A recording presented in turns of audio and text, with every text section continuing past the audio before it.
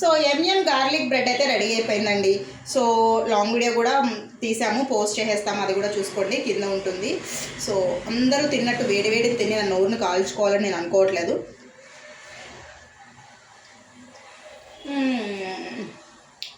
Wow super అని అయితే నేను అన్నాను, కానీ సో నేనే చేసుకున్నాను కాబట్టి నా టేస్ట్ బడ్స్కి సరిపడా చాలా చాలా బాగుంది. నేను యూట్యూబ్లోనే చూస్ చేశాను, చాలా సింపుల్. 5 ఇంగ్రీడియంట్స్ ట్రై చేయండి.